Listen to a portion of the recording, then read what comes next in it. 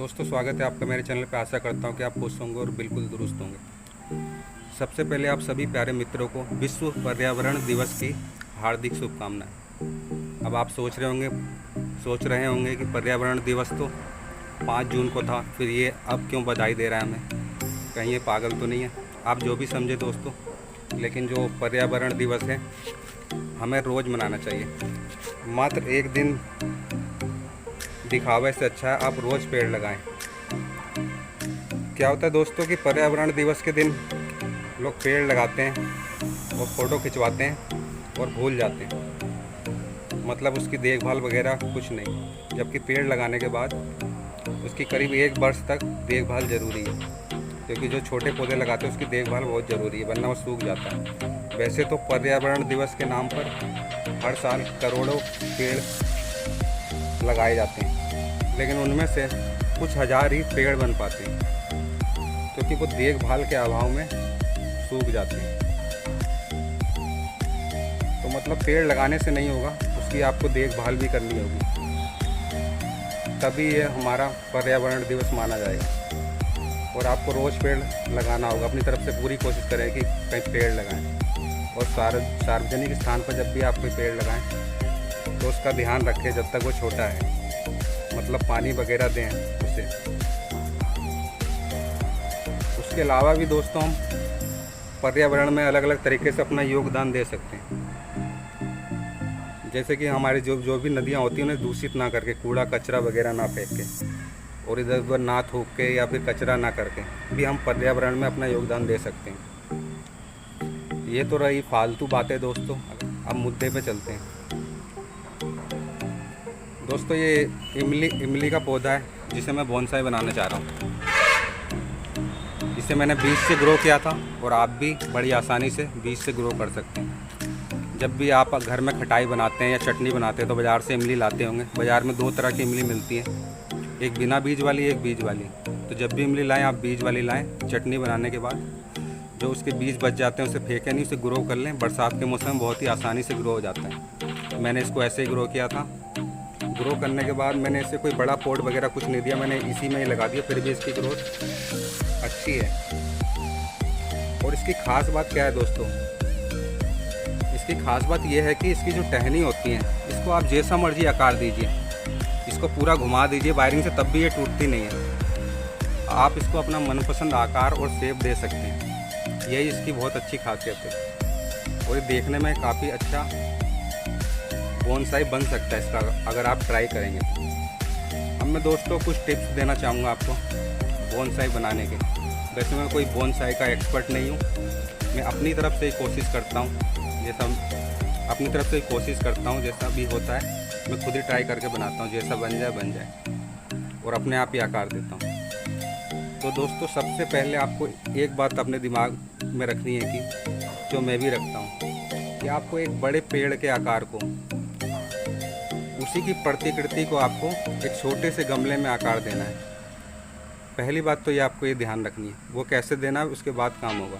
दूसरी चीज़ दोस्तों, अगर आपके अंदर धैर्य नहीं है, पेशेंस नहीं है, सब्र नहीं है, तो आप बोनसाई नहीं बना सकते। मैं साफ कह रहा हूँ दोस्तों, क्योंकि इसके लिए बहुत ही धैर्य की ज़रूरत होती है। सालों लग जाते हैं बोनसाई बनाने में। वो आपके ऊपर भी निर्भर करता है, आप कितनी मेहनत करते हैं किसी भी पौधे या पेड़ के ऊपर। तो आप जल्दी भी बना सकते हैं। तो इसलिए दोस्तों, बोनसाई बनाने के लिए आपके पास धैर्य बहुत ज़रूरी है। आपको बिल्कुल भी जल्दीबाजी नहीं करनी है। ये कोई 1 दिन या 1 महीने का काम नहीं है, कुछ साल तो लगते ही हैं बोनसाई बनने में। तीसरी बात दोस्तों, आप जिस भी पेड़ का बोनसाई बनाना चाहते हैं, जो बना रहे हैं, तो उस पेड़ को पहले आप अपने आसपास देख के आएँ। उसको मतलब आपको आत्मसात करना है, अपने दिमाग में रखना है कि पेड़ लग रहा है तो क्यों लग रहा है। उसी हिसाब से आपको फिर अपना बोनसाई तैयार करना है। जब आकार देने की बारी आती है तो आप अपने आसपास देखें। मान लीजिए आप इमली का पेड़ लगा रहे हैं, कोई आपके पास आसपास इमली का पेड़ है, तो उसे देख के आएँ, उसकी ब्रांच देख के आएँ, शाखाएँ देख के आएँ किस तरीके से जा रही हैं। उसी हिसाब से आपको आकार देना है। अगर आप ये नहीं कर सकते तो आपके पास स्मार्टफोन है, आप सर्च कीजिए पिक्चर वगैरह फ़ोटो सर्च कीजिए उस पेड़ की और उसी हिसाब से आकार दीजिए। चौथी बात दोस्तों, अगर आप बोनसाई बना रहे हैं तो ऐसे पौधों का चुनाव कीजिए या पेड़ का चुनाव कीजिए जिसकी पत्तियां छोटी हों। छोटी होने से क्या होता है कि बोनसाई का परफेक्ट लुक आता है, एकदम बोनसाई लगेगा आपका, जो भी जब तैयार होगा बन के बोनसाई लगेगा। जैसे हम पीपल या बरगद का बोनसाई बनाते हैं, उसकी पत्तियां क्या है कि वो छोटी नहीं हो पाती, बहुत से मामलों में छोटी हो जाती है लेकिन उतनी छोटी नहीं हो जाती, बहुत ज़्यादा फर्क पड़ जाता है। तो आपको ऐसे पौधों का चुनाव करना है जिनकी पत्तियां छोटी हैं, क्योंकि बोनसाई के लुक में पत्तियों का भी बहुत अहम योगदान है।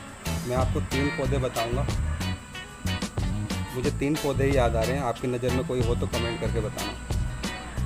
पहला दोस्तों है गुलमोहर का।